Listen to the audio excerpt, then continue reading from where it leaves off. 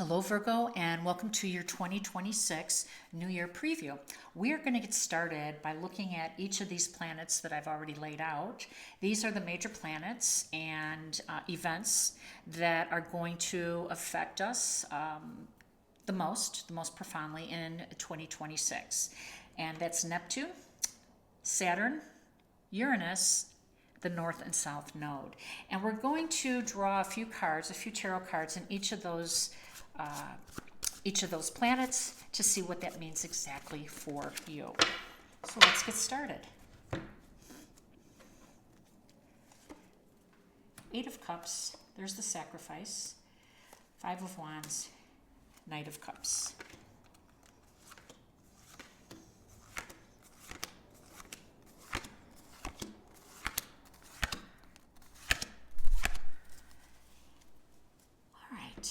So we know that the Eight of Cups is representing what you're leaving behind, what you're sacrificing for a better experience, for a higher path, for the evolution, right?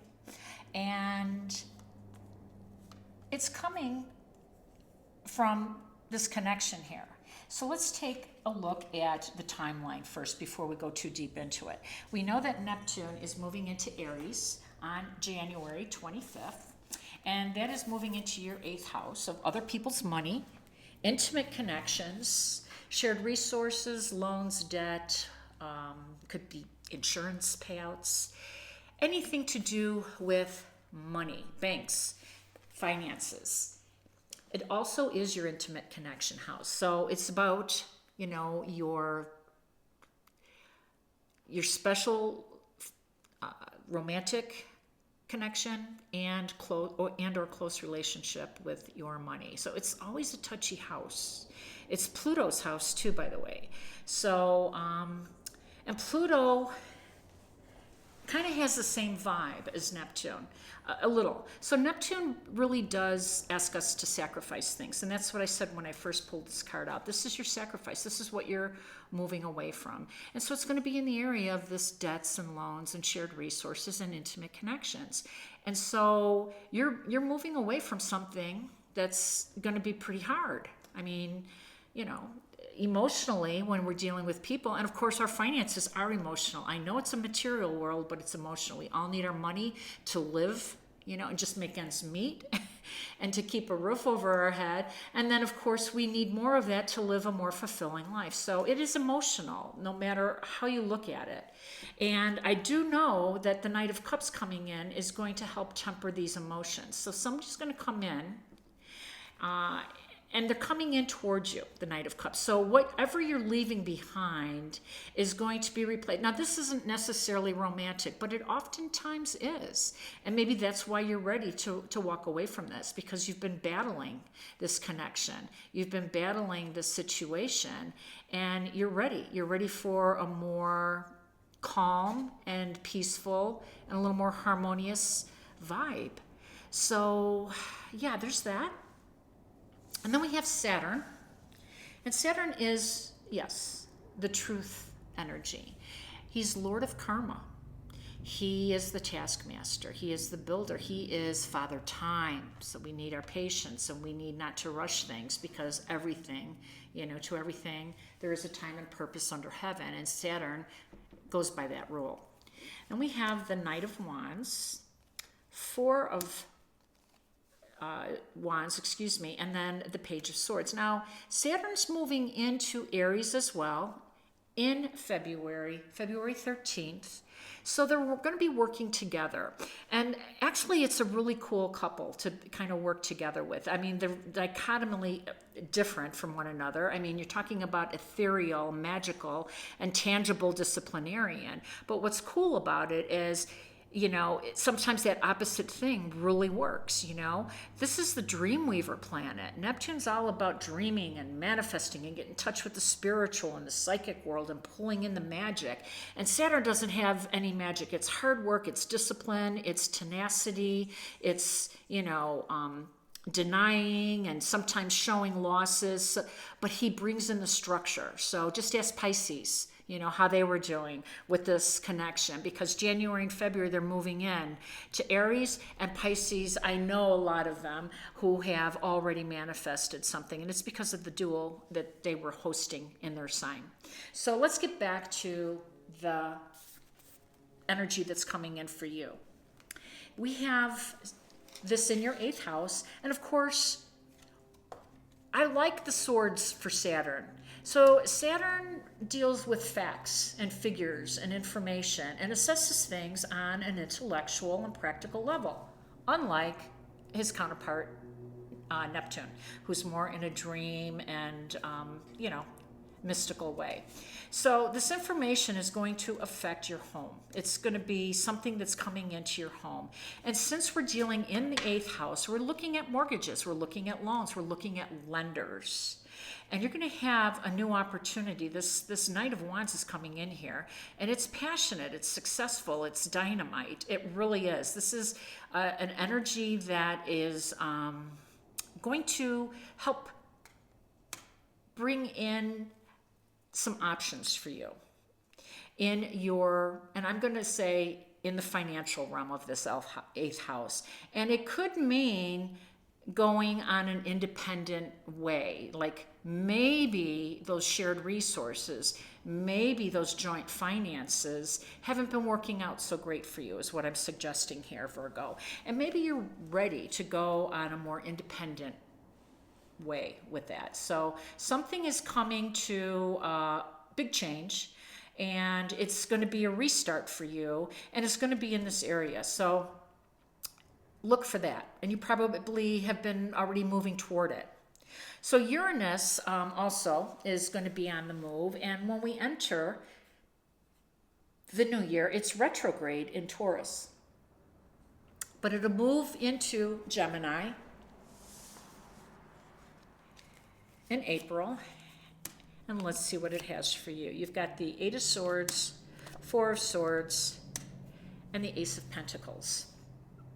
Okay, so this is happening in your 10th house of public image, your job, your finances that are associated with your job, meaning your income or revenue stream, whatever works for you. And so this is going to be a game changer for you. Your reputation is in for some change here. And this 8 of Swords has you feeling a little unable to make some changes with this, I guess is what I'm trying to say. And I believe this 4 of Swords is because you're just coming off of a period, you're coming off of the 3 of Swords. The 4 of Swords follows the 3 of Swords. So there's been some disappointment, some big disappointment that hurts you in your career or in your job or some public facing position. And so you're in this 4 of Swords energy, and you're not really ready for this new energy that's coming to you.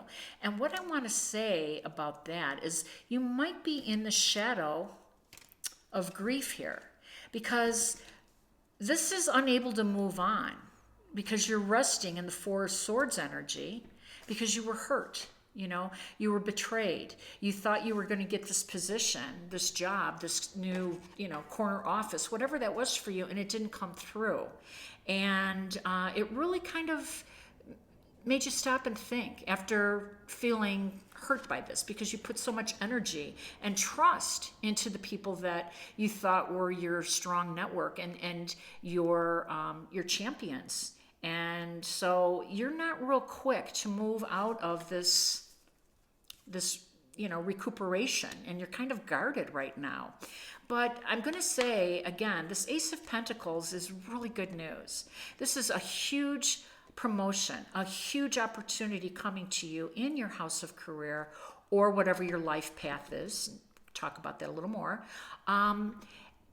And in order to walk into it and accept it freely, you have to get away from the shadow of grief from your disappointment, from that 3 of Swords. If you don't, you might lose out on this opportunity. That's what I'm trying to say. All right, so let's take a look at this North Node. The energy you're supposed to be moving toward. I like it. Nine of Cups, Knight of Swords, oh, and the Ace of Swords. I'm going to pull these results too because they work together. So we know that they work on an axis, the North and South node. They're moving into Aquarius and Leo in the South node. Well, let's see what that means. We have Five of Swords, we have Eight of Pentacles, and we have Two of Swords. So the North node, your life purpose, this is happening in July, and we want to know what direction you're moving into. Now we know that, again, that this is Aquarius, so it's really the big scope of it is the community, the collective. It's about technology, and it's about freedom, and it's about moving on, getting away from the past. You know, Uranus doesn't really like holding on to the past. Or Aquarius, they're all about moving forward. And we know that the North Node in Aquarius is your 6th house, and in Leo, it's your 12th house, what you're supposed to be moving away from. So the 6th house, again, is very related to this 10th house that we talked about with Uranus. And this is the same thing. The life's purpose is meeting up. So your job, your career, your purpose, moving toward it is saying that it's going to be successful. It is going to be successful. And by the way, this is like how you roll through life. This is your house, Virgo. Now, the Knight of Swords is saying you've got to go after it, though. It's just not going to be handed to you. Now, this is the opportunity. It's not the thing. You're just getting the opportunity, and now you just can't wait for it to show up. You got to go after it. This Knight of Swords is like, I'm on it. I'm going after it. I want to be successful. I want the change. I want to succeed. And you're going to want to celebrate that. Of course you are. Now, the South Node are our life's debts, excuse me. And I love that the Six of Pentacles is showing up here because, you know, you're trying to barter. This is you trying to bargain and barter with the universe, saying, I'm not really ready to give this thing up or this person up. I think if I kind of equal things out and maybe spend more time here. And the South Node is having none of it. It's purging season. So this Six of Pentacles energy of trying to, you know, pay one and, you know, borrow from the other, not happening. This means pay your life's debts and purge the energy because it's over. That timeline no longer exists for you. And the reason it doesn't, and things are going to get difficult for you, by the way. So that's what the South Node does too. It puts, you know, challenges in your way. It puts people who will, you know, fight you on things or not, certainly not be cooperative, right? So if you're in, you know, a scenario at work or in your career and all of a sudden, you know, you're holding on to somebody in the circle who isn't really, you know, interested in your success, interested in their success, they might be booby trapping you. That's what the Five of Swords suggests. So make that choice. Make that Two of Swords choice. Either you choose to take the higher path, you know, where you're elevated and leave the lower energies behind, and you have this to look forward to. Two beautiful new beginnings with the aces. I mean, it's a beautiful choice to make because it's not a hard one for you. All right, we're going to get an oracle card to close this reading out. It's going to be illuminating the energy for Pluto. I didn't put Pluto out here because Pluto's not changing signs. It's already in Aquarius, but it's staying with us, you know, for 2043 to 2045 in that area in all of our signs. So we all have to deal with it. And it is a generational planet that is helping to reshape our world and our individual lives. So you have a never-ending story. Okay. So that looks like karma to me. And so it's kind of a cautionary card, I think. So Pluto is in Aquarius right now, which means it's in your 6th house. And we just talked about what's in your 6th house. Some of the things that are going to come up for you, right? Booby trap. You know, people who are, you know, maybe targeting you and maybe not saying good things about you and not really promoting you and being that strong network or that benefactor for you. You know, are you surrounding yourself with the wrong people? That's your never-ending story. Because no matter how successful and hardworking you are, if you surround yourself with the wrong people, you are not going to be able to succeed. You are not going to be able to experience the joyful celebration of all of your hard success. Because, like it or not, our success is measured by the strength of our relationships. So this is your never-ending story, and that's your test for you, Virgo. I hope it resonates. If it has, please like, share, and subscribe. Wishing you all balance, peace, and harmony. Take care.